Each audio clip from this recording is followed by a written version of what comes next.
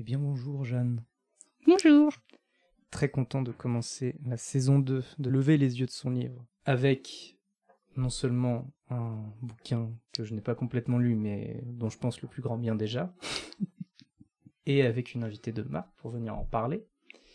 Alors, avant qu'on entre un peu plus dans le vif du sujet, est-ce que tu pourrais nous résumer l'intrigue du livre dont on n'a pas prononcé le titre, qui est Le rivage des Syrtes, de Julien Gracq. Alors je te fais la version longue, parce que ça pourrait aller très très vite, mais t'aurais un épisode de 8 minutes 30. Alors c'est l'histoire du personnage principal et narrateur qui s'appelle Aldo, qui est un riche héritier d'une des plus vieilles familles de la seigneurie d'Orsena, et qui, au moment de trouver une carrière, trouve un poste d'observateur dans une forteresse en ruine au bord de la mer des Syrtes, qui s'appelle l'Amirauté. Donc jusque-là, c'est assez typique de Julien Gracq, ces personnages de sentinelle, de guetteur.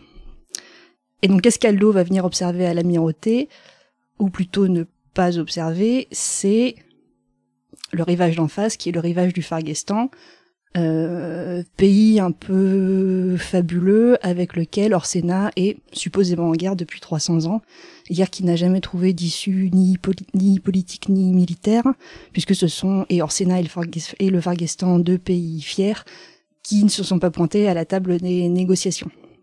Donc à partir de là, on a tout un roman de l'attente, de la réflexion autour de l'événement historique qui ne se produit pas jusqu'à la fin, puisque la dernière phrase du roman, c'est et je savais maintenant pourquoi le décor était planté. Alors, un peu plus subjectif, un peu moins historique, quoique.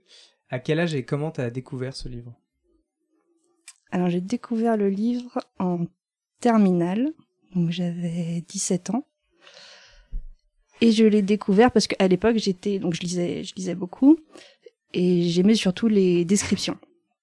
Je lisais beaucoup de descriptions, je lisais beaucoup de romanciers 19e, et j'avais déjà entendu parler de Julien Gracq parce qu'on m'avait dit ça c'est le grand romancier géographe, et donc je suis tombée là-dedans comme ça. Si on devait en parler en dehors de l'intrigue et en dehors de toute considération, on va dire littéraire ou même universitaire et académique, selon toi de quoi ça parle ? Bah de rien, de l'attente, justement, c'est ce que je disais tout à l'heure. C'est un roman qui, à ce titre, est vraiment une expérience de lecture où tu vas pas lire ça parce que c'est du page turner, parce que t'attends le prochain rebondissement, juste tu te familiarises avec un style et un rythme. Je crois que c'est toi en plus qui m'avais fourni l'image, mais la phrase chez Gracq, c'est un peu t'as un peu un côté baptême de plongée où tu rentres dedans, tu sais pas trop quand est-ce que tu vas en ressortir, et il y a des moments de respiration plus amples, des moments où t'as le souffle un peu coupé, des moments de sas de décompression. Et ce rythme-là est très particulier et effectivement pas grand-chose à voir avec une quelconque péripétie, quoi. Donc ça parle plutôt que ça parle de quelque chose. Ouais. Est-ce que t'as des souvenirs de lieux, d'endroits, de lectures qui t'auraient marqué ? Parce que comme c'est assez, enfin, il y a pas mal d'emprunt dans ces lectures-là. Est-ce qu'il y a un lieu qui est marqué de cet emprunt ? Oui, alors déjà c'est un roman que j'ai lu sur, je pense, pas loin d'1 an, que j'ai beaucoup reposé, parce que ça se lit un peu d'une traite en fait. Donc c'est pas du tout une lecture de transport, une lecture de métro où tu vas feuilleter 5-10 pages, tu lis une page de Gracq, après il faut digérer un petit peu, comme le serpent qui digère une biche. Donc je l'ai reposé plusieurs fois, quand je le reprenais, à chaque fois j'ai recommencé du début, donc en fait j'ai l'impression de l'avoir lu 5 fois en tout. Et je l'ai vraiment lu d'une traite en vacances, et je pense que c'est aussi pour ça que ça a été une lecture aussi marquante, c'est parce que j'avais des conditions de lecture exceptionnelles que j'avais pas eues depuis, je sais pas, peut-être l'école primaire.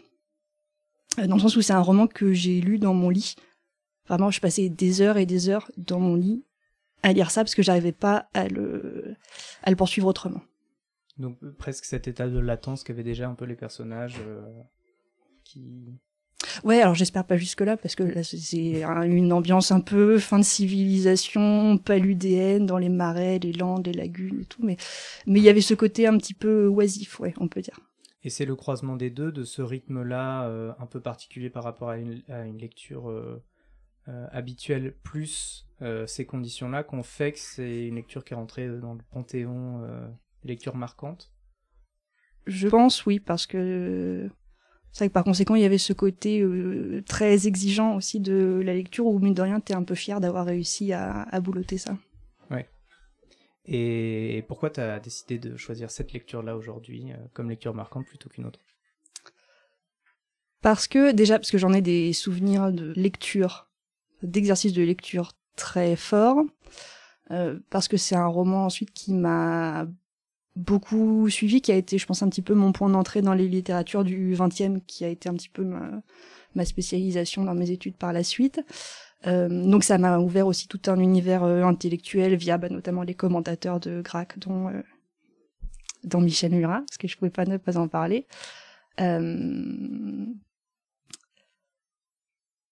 Et parce qu'il y a des images aussi qui m'ont beaucoup suivi, un sens de la formule qui m'a un peu pris aux tripes, et puis dont je me suis jamais vraiment départie. Et est-ce que ça a justement changé ton rapport à la lecture de manière générale, ou est-ce que c'est resté dans une espèce de bulle gracchienne Non, c'est resté dans une bulle, déjà parce que le rythme et l'ampleur des phrases l'exigent un petit peu, et puis simplement après parce que j'ai plus eu le temps. Enfin, c'est peut-être aussi ma dernière expérience de lecture aussi intense, où vraiment j'avais pas grand chose à faire d'à côté. C'est vrai que l'année d'après, je suis arrivée en prépa, et c'est plus du tout le rythme de lecture qu'on a le temps ou l'envie d'exercer. Et est-ce qu'il n'y a pas aussi avec la prépa cette idée que les lectures sont forcément inscrites dans un horizon intellectuel, et là c'était la dernière qui pouvait un peu y échapper? Alors dans un sens oui, parce qu'après c'est vrai que, alors outre un ou deux séminaires que j'ai suivis à propos de Gracq, c'est un auteur sur lequel j'ai jamais eu envie de travailler. J'ai jamais voulu faire un mémoire sur Gracq, une thèse sur Gracq. Ça m'intéressait pas du tout. En revanche, ce qui m'intéressait et qui m'a peut-être un petit peu guidée par la suite, c'est aussi donc le roman par lequel j'ai rencontré la figure de Gracq, que j'ai tout de suite trouvé très très inspirante, quoi. Le côté super intègre, droit dans ses bottes, figure d'intellectuel mais qui ne se prononce que sur la littérature et idéalement par la littérature. Ça m'a beaucoup suivi. Ah, d'ailleurs, j'en profite. À ce propos-là, je pensais pas lire quelque chose, mais il se trouve que dans les carnets du grand chemin que Julien Gracq a dédicacé à mon arrière-grand-mère, il y a un passage que j'aime beaucoup, justement, sur ce rapport-là, sur cette intégrité, qui en dit long sur comment il percevait les choses. C'est à propos de conversation parisienne. La manière dont s'engage et se développe une conversation parisienne, surtout si elle devient générale, me laisse stupide. Je ne vois ni pourquoi, ni comment j'y pourrais intervenir. Je ne tiens mon bord que dans une conversation à deux, s'il est question d'un domaine précis où j'ai quelques lumières, ou des faits à apporter. J'ai parfois été mortifié de m'apercevoir que quand j'essaie d'intervenir ou de placer une remarque dans une conversation générale, que ce soit manque d'assurance dans ma manière de parler ou insignifiance de ce que j'ai à dire, on ne m'écoute pas et on passe. Avec le temps, j'ai cessé de m'en formaliser et j'écoute les autres sans parvenir à trouver ce qu'ils disent tellement surprenant, mais je me tiens là dans un retrait plaisant, tranquille et quoi, comme dans l'obscurité d'une salle, on regarde l'écran éclairé, ou comme un suceur de roue dans un peloton de cyclistes. Ne donnant rien, recevant à vrai dire peu, mais ce peu gratis. Effectivement, ça en dit long sur le personnage Gracq. Ouais, c'est un mélange assez curieux entre une grande humilité et en même temps l'élitisme bourgeois le plus total. Le tout conjugué avec des retours fréquents à Saint-Florent-le-Vieil. Bien sûr. Bien sûr. Nous avons fait notre pèlerinage. Évidemment. Lieu dans lequel il écrivait, finalement, il disait assez peu écrire, en tout cas dans son poste de professeur. Et est-ce que c'est aussi cette scission-là de quelqu'un qui se voit pas comme un écrivain, mais comme écrivant à côté, qui a pu te toucher aussi dans le même temps? Le côté professeur, oui, sans doute un peu, d'autant plus que c'est quelqu'un dont je parlais beaucoup avec ma grand-mère qui était professeure de géographie, qui a aussi un petit peu, on va dire, informé mon rapport au lien entre littérature et géographie. Enfin, ça a toujours été plutôt mon truc. Et donc oui, forcément, le côté prof, je trouvais ça très inspirant. Parce que comme tu disais, il écrivait à côté. Alors je sais plus exactement à partir de quand c'est devenu, ou si ça a jamais été son activité exclusive, l'écriture. Mais oui, son parcours de géographe, donc en plus qui est pas forcément la discipline la plus centrale des humanités en France, je trouvais que ça lui donnait encore plus de charme. Et est-ce que ça joue un rôle dans ton appréciation de son œuvre, aussi dans sa place un peu à part? Parce que, alors, ses œuvres, on aura peut-être l'occasion d'y revenir, mais sont pas spécifiquement situées dans un lieu historique, à savoir, au premier lieu, le Rivage des Syrtes, qui est dans un temps historique, mais qui n'est pas historique à proprement parler. Est-ce que ça joue, le fait qu'il occupe cette place à part-là, il cherche pas vraiment à avoir une place dans la société, dans le paysage des lettres, et à part son lien avec le surréalisme, mais qui est distant à nouveau, en fait il cherche lui-même à se mettre à part, quoi. Après, c'était pas un personnage complètement apolitique non plus, il était au PC, il a renvoyé sa carte au moment du pacte germano-soviétique, mais c'est vrai qu'il y avait une certaine étanchéité entre ces engagements-là et son écriture, et même son rapport au surréalisme est finalement plus esthétique qu'autre chose. Ce à quoi on pense en premier. Et pareil, le geste que j'avais trouvé trop cool à l'époque, c'est que justement pour le Rivage des Syrtes en 51, il refuse le Goncourt. Et c'est vrai que cette intégrité dont on parlait tout à l'heure, ça apporte énormément de poids et de crédit à tout ce qu'il a pu écrire sur l'autonomie de la littérature par rapport à ces institutions, notamment la littérature à l'estomac, qui est un pamphlet qui m'avait aussi beaucoup plu, que j'ai lu très peu de temps, je crois, après le Rivage des Syrtes, et qui a aussi un petit peu informé mon rapport à la littérature, à l'histoire littéraire du XXe siècle. Et justement, est-ce que le fait d'avoir lu quelque chose comme ça avant l'entrée en prépa, et on va dire dans le paysage intellectuel parisien, etc., est-ce que ça arme, est-ce que ça prépare à ne pas donner trop de crédit à certaines c'est une bonne opinions question. Ou des choses comme ça? Je pense, oui. Après, c'est ce que je disais tout à l'heure sur le côté tout de même assez élitiste de Gracq, qui, certes, a été très très prolixe sur cette fameuse autonomie de la littérature, mais qui en même temps a ce côté un peu ou du moins a été récupéré par les cercles intellectuels parisiens. Donc est-ce que ça arme? Oui, si on prend vraiment au sérieux ce qu'il écrit, mais après c'est aussi un auteur un peu d'entre soi et qui d'ailleurs se félicitait à moitié d'être au fil du temps voué à être lu par un public de 10 personnes, quoi. Ça pour lui c'était la véritable reconnaissance. Côté un peu malarmé, Ouais. Mais est-ce que ça arme aussi d'un point de vue, là où j'y pensais par rapport justement aux études littéraires, élitistes, est-ce que ça vaccine un peu de se vouloir une carrière dans ce domaine-là, dans la littérature, faire de la littérature, être un littérateur, quoi?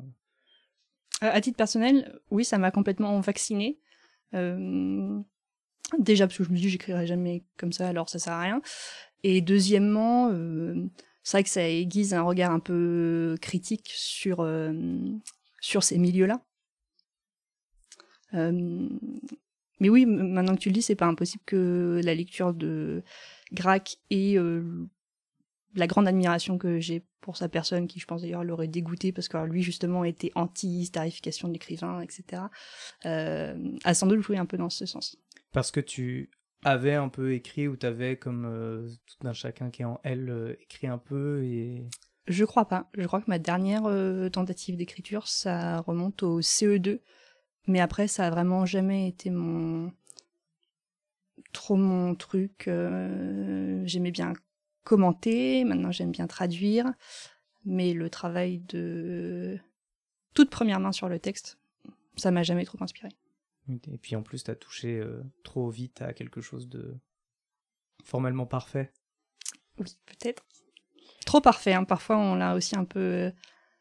Enfin, j'ai essayé de le faire lire à pas mal de gens, et les deux remarques qui reviennent plus, c'est soit bon, on se fait un peu chier, il se passe rien, soit c'est trop bien écrit, c'est trop dans la démonstration de regarder comme j'écris bien, comme je maîtrise le rythme, l'amplitude de ma phrase, un côté un peu voix grasse comme ça. Et justement, est-ce que c'était quelque chose, parce que moi, sans doute parce que comme toi, j'aime beaucoup la personne, enfin de ce qu'elle renvoie dans les interviews, dans ce qu'elle a fait dans sa vie, je le défends un peu d'être, de se montrer comme ça, et j'ai l'impression, moi, de pas le ressentir. J'ai l'impression de sentir vraiment cet amour, un peu comme Mallarmé d'une certaine manière, mais de ressentir cet amour du mot rare et de la belle phrase avec la belle ampleur, mais sans volonté d'en mettre plein la vue.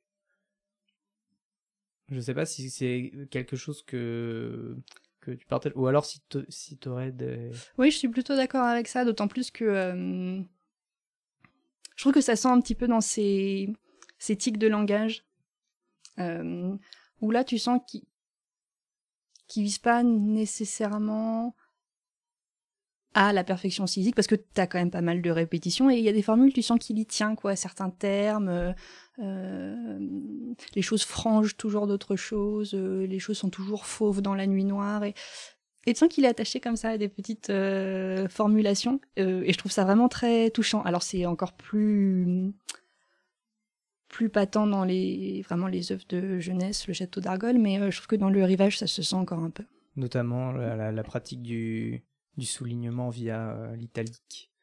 Ouais, alors ça c'est vraiment pas ce que je préfère chez Crack. C'est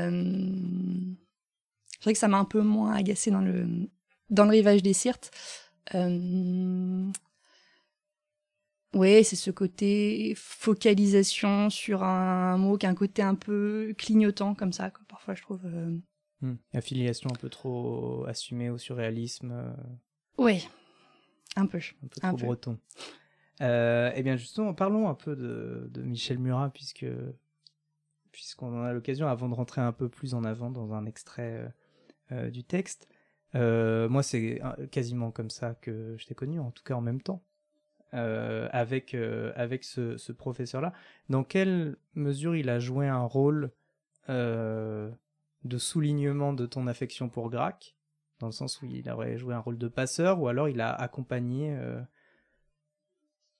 Il a totalement accompagné ma lecture, dans le sens où, encore une fois, j'ai découvert le rivage des Sirtes, j'avais 16-17 ans. Je pense que je n'ai rien compris. Je trouvais ça très beau. Ce que Murat, d'ailleurs, décrit comme une rosace d'images, ça m'a beaucoup touchée. Enfin, je trouve qu'il y avait une puissance évocatoire dans ce roman comme j'avais lu nulle part ailleurs. Mais dès qu'on dépasse cet aspect esthétique ou stylistique, toute la méditation sur l'événementialité, l'histoire, même sur... C'est un roman qui fonctionne beaucoup par polarité entre les nomades et les sédentaires, la soumission, la révolte. Ça m'était passé vraiment 10 km au-dessus. Et j'avais envie de mieux comprendre. Enfin, je sentais qu'il y avait quand même toute une partie immergée du roman à laquelle j'avais pas tout à fait accès. J'ai commencé, grossière erreur, par me lancer dans la thèse en 2 volumes de Michel Murat chez Corti. Et à l'époque où il a écrit cette thèse, Gracq était encore vivant. Et de ce temps, à la Sorbonne, si on voulait faire une thèse sur un auteur vivant, il fallait que ce soit de la grosse stylistique assez imbitable. Donc j'ai commencé par ça m'a pas éclairé plus que ça, et en revanche après j'ai découvert un ouvrage toujours chez Corti, un petit peu plus accessible, qui s'appelle L'Enchanteur réticent, Et là, ça a très puissamment éclairé ma lecture. Ça m'a donné envie de lire plein d'autres choses parce que c'est pas un ouvrage uniquement sur le rivage des Sirtes. J'étais très séduite par le fait qu'il soit aussi publié chez Corti. Ça rentrait un petit peu dans l'image de Crac, homme d'une loyauté sans faille, et donc tous ces commentateurs vont aussi être chez Corti. Enfin, j'aimais beaucoup ça. Je trouvais la librairie à côté du Luxembourg super mignonne. Enfin, et à partir du rivage de Sirte et ensuite de Michel Murat, j'ai commencé à lire plus de Gracq. Alors j'ai absolument pas tout lu, mais très clairement ça m'a accompagnée tout du long. Et le fait de l'avoir en professeur, est-ce que il y a un lien qui se fait avec un transfert avec Julien Gracq professeur, Michel Murat professeur? Ça j'y ai pas trop pensé, en plus je pense que c'était bon, ils exerçaient pas du tout dans les mêmes sphères, mais enfin Michel Murat je le connais pas très bien parce que j'avais pas du tout envie de verser dans le côté fangirl. J'ai lu tout ce que vous avez écrit, mais oui, j'étais très très émue, enfin comme tu le sais, en plus l'année où on a eu Michel Murat en séminaire, c'était sa dernière année d'enseignement, donc c'était pour lui un peu open bar, j'imagine, donc il s'est fait plaisir, il a fait un semestre de séminaire sur Gracq. Ah ouais, moi j'étais comme une folle, trop contente, vraiment trop contente. Parce que moi c'est un peu un des... J'ai presque aimé Gracq par Michel Murat, parce que je savais, puisque un bout de ma famille est originaire de Saint-Florent-le-Vieil, qu'il était là-dedans. J'avais vu les ouvrages, etc., mais j'avais jamais vraiment lu.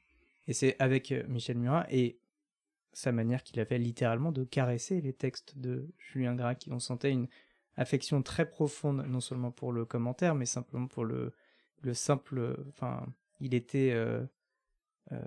il rendait grâce du fait que ça existe, et en tant que commentateur il renvoyait cet amour-là très profond. C'était les premières fois que j'ai vu un professeur être autant pénétré par une œuvre et réussir autant à communiquer ce truc-là.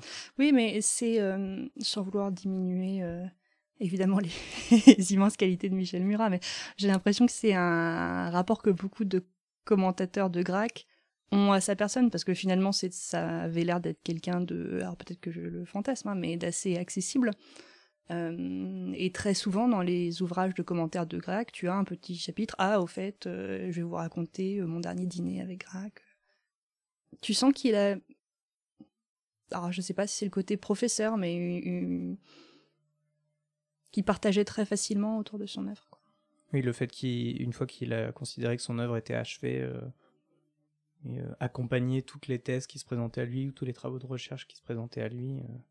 Oui, alors il en recalait quelques-uns. C'est vrai que par exemple toutes les lectures sur le rivage de Sirte qui tournent autour de la psychose de guerre, comme justement, comme tu le disais tout à l'heure, c'est un ouvrage qui... Je crois que c'est encore Michel Murat qui parle d'imprécis d'histoire et de géographie, puisque c'est pas clairement situé, localisé. Il y a quand même une grande part d'analyse littéraire qu'il a gentiment congédiée.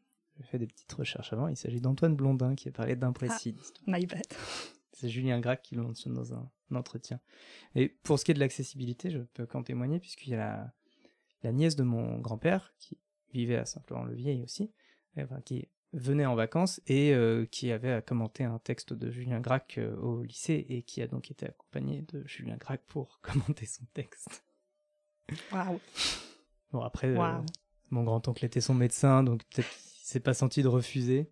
Passons donc un peu plus à l'extrait particulier, et avant que tu nous en offres une lecture, est-ce que tu pourrais nous résumer à peu près l'extrait, à quel moment on en est? Oui, c'est possiblement le point d'orgue du roman, dans la mesure où, comme je le disais, Aldo, son job c'est d'observer la rive d'en face, le Farguestan, avec forcément une tentation de la transgression, puisqu'on a cette frontière tacite, immatérielle, au milieu de la mer. C'est pas une très grande distance, hein.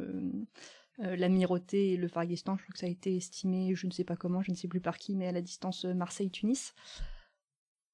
Et donc, un jour, en bateau, avec quelques-uns des autres officiers, il franchit cette frontière et il se trouve devant un volcan qui s'appelle le Tangri. Et ce passage, c'est la description du Tangri qui précède de très peu le moment où il se rend compte de ce qu'il a fait, se rend compte de sa transgression. Devant nous, à la toucher, semblait-il au mouvement de recul de la tête qui se renversait vers sa cime effrayante, une apparition montait de la mer comme un mur. La lune brillait maintenant dans tout son éclat. Sur la droite, la forêt de lumière de rage frangeait d'un sentiment immobile l'eau dormante. Devant nous, pareil au paquebot illuminé qui mate son arrière à la verticale avant de sombrer, se suspendait au-dessus de la mer, vers des hauteurs de rêve, un morceau de planète soulevé comme un couvercle, une banlieue verticale, criblée, étagée, piquetée jusqu'à une dispersion et une fixité d'étoiles de buissons de feu et de girandoles de lumière. Comme les feux d'une façade qui se fut reflétée paisiblement, mais jusqu'à hauteur de nuages, sur la chaussée luisante, et si près, semblait-il, si distincte dans l'air lavé, qu'on croyait sentir l'odeur des jardins nocturnes et la fraîcheur vernissée de leurs routes humides, les lumières des avenues, des villas, des palais, des carrefours. Enfin, plus clairsemés, les feux des bourgades vertigineuses, accrochés à leurs pentes de lave, montaient dans la nuit criblée par paliers, par falaises, par balcons sur la mer doucement phosphorescente, jusqu'à une ligne horizontale de brume flottante qui jaunissait et brouillait les dernières lueurs, et parfois en laissait reparaître une, plus haute encore et presque improbable, comme reparaît dans le champ de la lunette un alpiniste un moment caché par un épaulement du glacier. Comme le piédestal, la pyramide brasillante et tronquée d'un autel qui laisse culminer dans la pénombre la figure du dieu, l'espalier des lumières finissait à cette lumière inégale. Et très haut, très loin au-dessus de ce vide noir, dressé à une verticale qui plombait la nuque, collé au ciel d'une ventouse obscène et vorace, émergeait d'une écume de néant une espèce de signe de fin des temps, une corne bleuâtre, d'une matière laiteuse et faiblement effulgente, qui semblait flotter, immobile et à jamais étrangère, finale comme une concrétion étrange de l'air. Le silence autour de cette apparition qui appelait le cri angoissait l'oreille, comme si l'air tout à coup se fût révélé opaque à la transmission du son, ou encore, en face de cette paroi constellée, il évoquait la chute nauséeuse et molle des mauvais rêves où le monde bascule, et où le cri au-dessus de nous, d'une bouche intarissablement ouverte, ne nous rejoint plus.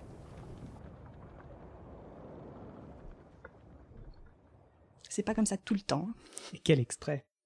Alors moi j'ai lu Le Rivage que jusqu'à la page 100, mais effectivement j'avais pas du tout cette impression-là. Mais là c'est quasiment un poème en prose en fait. Ouais.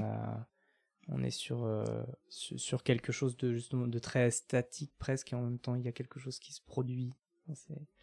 Et alors justement pourquoi cet extrait s'il n'est pas si représentatif de... Aussi tout le livre n'est pas comme ça? Parce que déjà dans l'économie du roman, c'est un moment quand même très significatif.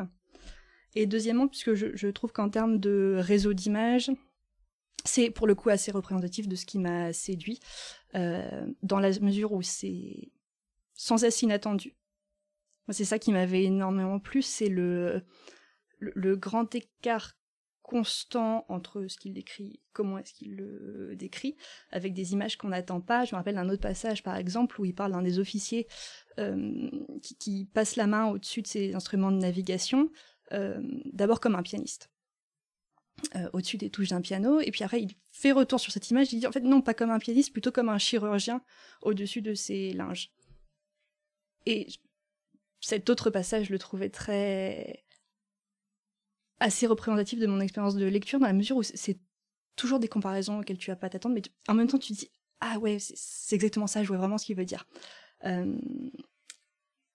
Et là, donc ce volcan qui est comparé d'abord à un paquebot en train de sombrer, ensuite à un morceau de planète, ensuite à une banlieue, tu sais pas exactement pourquoi, mais tu le vois en fait. Tu les vois, ces petites fenêtres éclairées qui sont dispersées sur la pente du volcan, comme en fait le son s'est un petit peu dispersé à travers toutes ces métaphores qui pulvérisent l'image, mais en même temps la rend vraiment très, très tangible, quoi. Et c'est vraiment ce côté évocatoire qui m'a absolument ravie dans tout le roman. Il y a un souci d'extrême précision et d'extrême nuance que j'ai retrouvé chez très peu d'auteurs. Oui. Et justement, dans ce que tu disais, le moment où l'image rejoint une expérience sensorielle presque, la verticale plombant la nuque, on peut pas faire plus précis que ça. Oui. Et ça, c'est pas comme tu le dis, il le dit 2 fois. Donc tu le sens, ce poids dans la nuque, c'est absolument incroyable. Et il a aussi ce souci du réseau d'images, mais qui progresse quand même, qui ne le laisse pas dans un seul horizon contemplatif. Il y a quelque chose qui se trame quand même. Oui, bah c'est dans ce sens-là que on parlait de roman de l'attente tout à l'heure, mais c'est vrai que cette attente-là, elle est rejouée à l'échelle de la phrase, où t'as déjà ce rythme très ample, et puis en même temps cet effet de suspense. Enfin là, la phrase à la fin, j'en pouvais plus, elle est interminable, mais les verbes sont souvent repoussés en fin de phrase. T'as d'abord cette succession d'images, si bien qu'à la fin, d'un côté, t'as cette grande précision matérielle, sensorielle, et en même temps, tu sais plus très bien où la phrase a commencé, tu sais pas quand est-ce qu'enfin ça va finir. Et tu retrouves là ce côté d'une temporalité qui est pas du tout suspendue, comme je l'ai déjà entendu. Et est-ce que c'est pas aussi un peu là qu'on rejoint quelque chose, pour le coup, de très classique, de l'impression du personnage? Parce qu'on a l'impression, à écouter ça, que en fait ces passages-là ne sont faits que pour nous faire ressentir, nous communiquer quelque chose de l'ordre du beau, et en même temps c'est ce sentiment diffus et un peu flou en même temps, où il y a les images qui se télescopent, ben on sent bien que c'est un moment cardinal pour le personnage. Oui. J'aurais beaucoup de mal à répondre à ça parce que c'est un roman, enfin un auteur en fait en général, qui m'a jamais particulièrement touchée ou émue par la profondeur psychologique de ses personnages. Vraiment, j'ai très peu de souvenirs des personnages de Grac.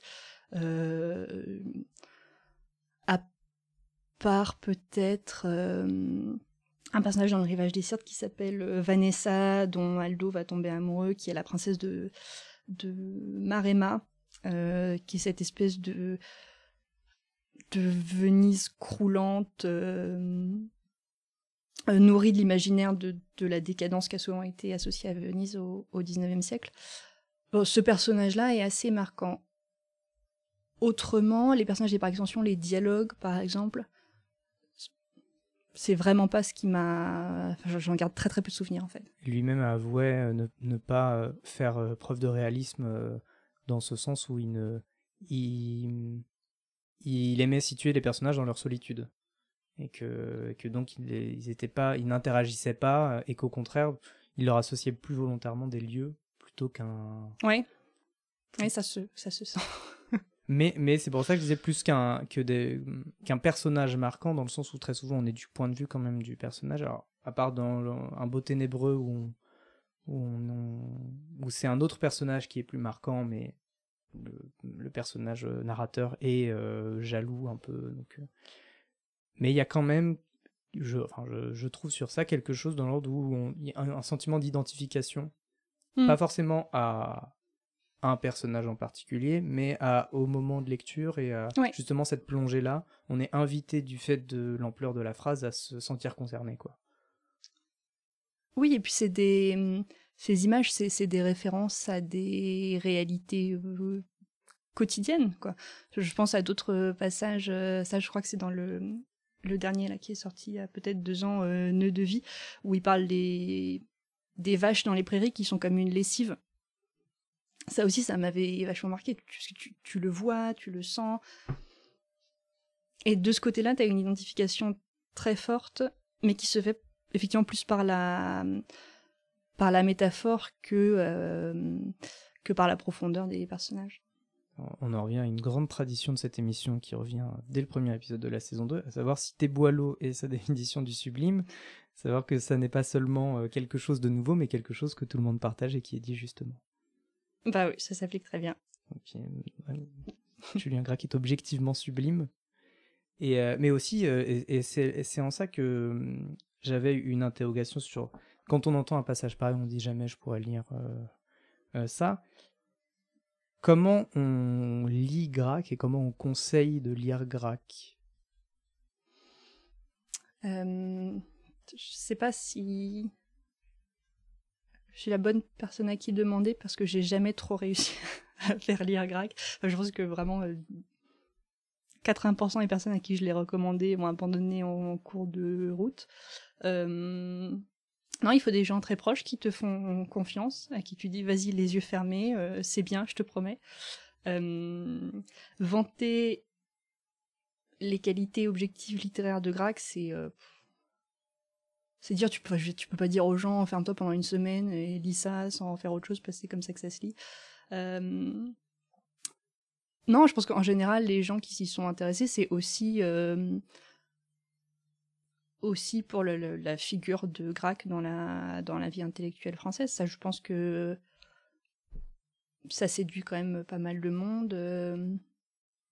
Peut-être, je sais pas si c'est une tarte à la crème, mais peut-être aujourd'hui, quoi, ce côté retrait, je parle que de ce qui me concerne au lieu de donner mon avis sur tout et n'importe quoi. Je pense que ça peut séduire des lecteurs. Ouais. Ce qui est tout de même étonnant pour quelqu'un qui a voulu rester en retrait d'être justement lisible par une association avec l'homme qu'il était, alors que lui se distanciait. Oui, c'est pour ça que j'ai toujours demi-culpabilisé de ma fascination pour ce personnage, alors même si j'étais très très contente d'aller visiter la maison Julien Gracq en ta compagnie, mais je pense que j'avais un côté un peu fétichisation de la personne qui n'aurait pas du tout plu.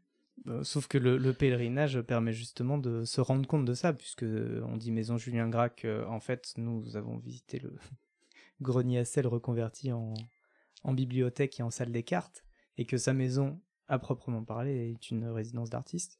Oui, il refusait complètement la muséification des maisons d'écrivains.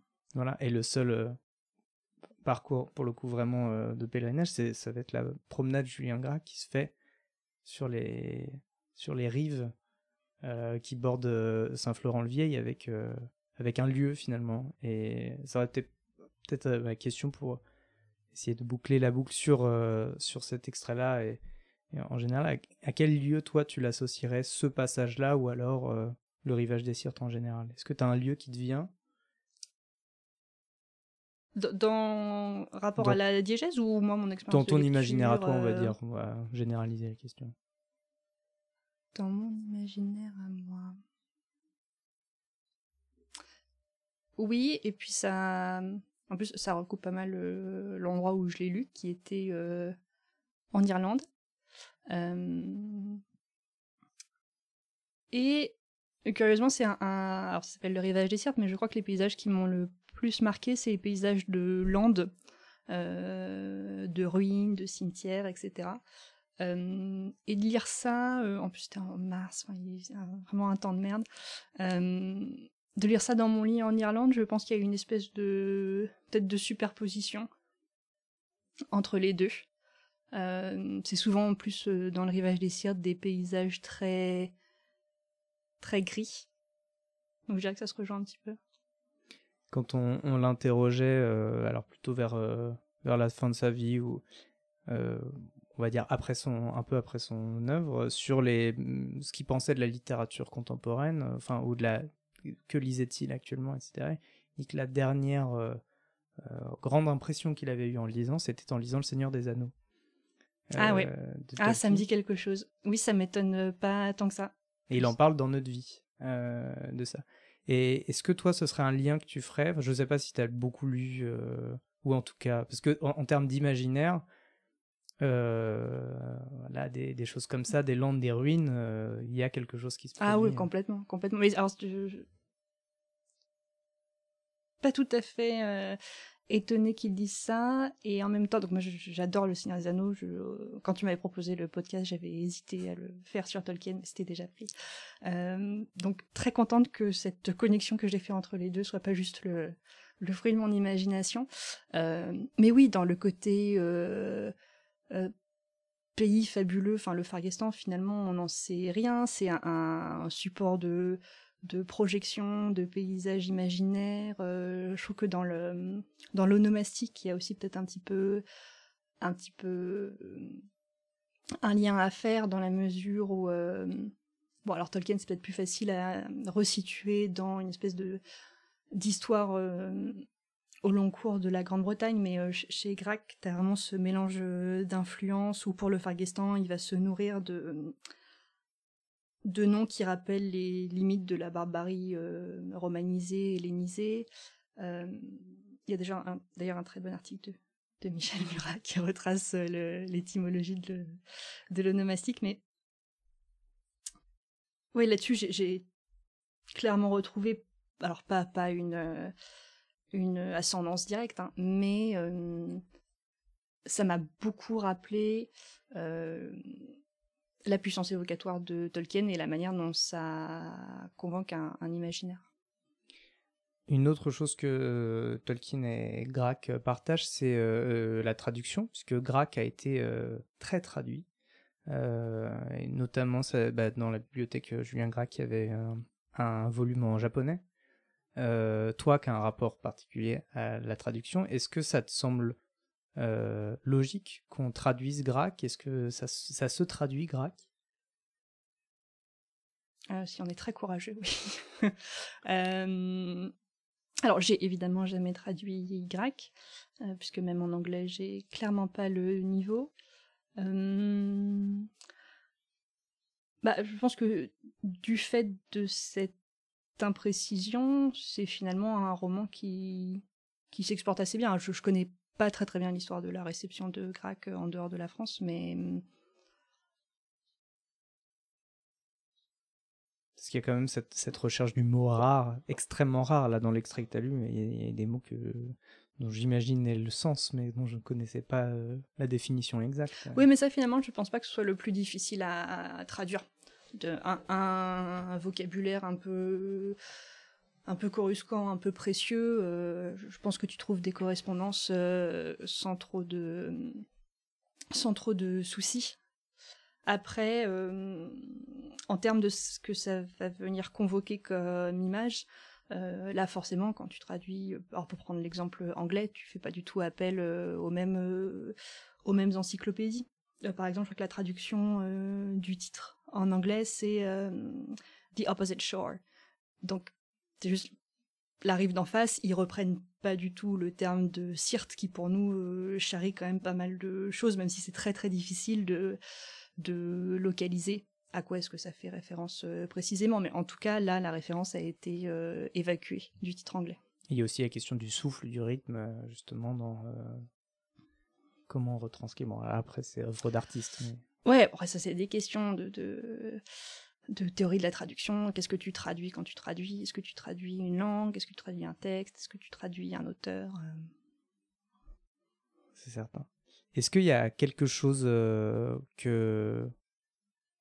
auquel tu penses immédiatement en pensant à Grac, au Rivage des Sirtes, etc., et que tu n'as pas pu placer là Non, immédiatement ça me fait penser à la géographie, parce qu'encore une fois c'est comme ça que j'y suis rentrée, peut-être plus précisément à la cartographie. Puisque dans un chapitre plutôt au début du roman, mais que tu as peut-être lu du coup, si tu arrives à la 100e page, il y a ce passage assez connu sur la chambre des cartes, qui est un passage vraiment très fort. C'est la première fois qu'on comprend un petit peu que finalement cette frontière avec le Fargestan, c'est simplement une représentation et ça n'a rien de tangible. C'est une manifestation historique. Et cette chambre des cartes est donc reprise dans la réhabilitation de la maison de Julien Gracq, comme tu le sais, puisqu'ils ont imaginé une chambre des cartes avec des cartes de la région, donc de la Loire, qui était le département de cœur de Julien Gracq. Tout à fait. Et dernière petite chose, t'as parlé du fait qu'il y avait un lien presque sibyllin entre ta grand-mère et toi via la géographie et Julien Gracq. Pourtant, dans, on va dire, l'œuvre de Gracq, il convoque très peu la famille. Lui-même disait qu'il avait jamais eu de problème de famille et que les gens heureux n'ont pas d'histoire, donc il voyait pas l'intérêt de raconter. Est-ce que ça peut apparaître l'œuvre comme comme celle de Grac, comme une manière pudique aussi d'interagir via la géographie. Enfin, est-ce que c'est ce lien un peu, on va dire, objectif? Enfin, la géographie, ça reste quand même assez objectif. Le fait de partager quelque chose comme ça, est-ce qu'il y a une espèce de lien silencieux qui se... Tu veux dire dans ma famille, comment est-ce que... Ouais, le fait que... Oui. Bah, donc, toujours avec ma grand-mère, qui est encore une fois prof de géo, mais c'est que par conséquent, les ouvrages que je lui ai recommandés, offerts, etc., c'était les écrits où Grac est peut-être le plus ouvertement géographe, donc c'était notamment La forme d'une ville.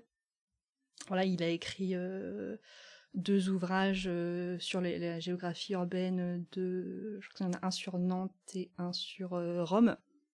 Et ça, je me rappelle que ça lui avait vraiment énormément plu. Et sur ces écrits-là, en tout cas, elle a un peu été mon Michel Murat. C'est elle qui m'a expliqué pourquoi est-ce que géographe c'était intéressant, quoi est-ce que ça divergeait de son savoir de la géographie. Voilà. En revanche, je crois pas qu'elle ait lu les 2 romans que j'aurais pu conseiller, à savoir Le Rivage des Syrtes et Un balcon en forêt. Tout au plus son cancer, les eaux étroites. Ah ouais, je l'ai toujours pas lu, mais un jour, si on retourne à Saint-Florent, je le lirai là-bas. Heureusement, je n'ai plus la maison. Pour terminer, on a les petits rituels. Quelles sont les 2 couleurs que tu associerais à cette lecture, à cette rencontre? Alors, la première, c'est le joli bleu-vert turquoise de la couverture, parce que j'avais une super édition Corti, évidemment, déjà coupée, et le titre était souligné avec des petites vaguelettes bleu-vert, exemplaire que j'ai malheureusement perdu. Parce que l'histoire de ma vie et de ce roman, c'est que je le prête beaucoup et qu'on me le rend jamais, parce qu'à mon avis, les gens ne le finissent pas et n'osent pas me le dire, donc ils font comme s'ils l'avaient perdu. Et la deuxième couleur, c'est le jaune, puisque dans les premières pages, on a le trajet d'Aldo qui quitte Orsena pour aller à l'Amirauté, et il traverse des landes parsemées de ce que je pensais être des ajoncs, donc des fleurs très jaunes, et j'essayais de retrouver le passage pour préparer le podcast, et en fait il se trouve que ce sont des joncs gris, donc en fait il n'y a pas du tout de jaune dans ce passage, mais ça reste quand même un souvenir imaginé. C'est à ce moment-là que ça devient beau. Je reprends souvent cet exemple d'Aragon qui parle d'un poème de Rimbaud, et il avait lu un vers, et relisant le vers, en fait c'était une erreur et ça avait été corrigé, mais pour lui éternellement ce vers restait. Et c'est ça qui fait la beauté de la lecture, c'est qu'elle était vraiment personnelle, puisque tu les verras toujours avec des fleurs jaunes. Quel serait le mot ou la phrase qui qualifierait ton rapport à cette lecture-là?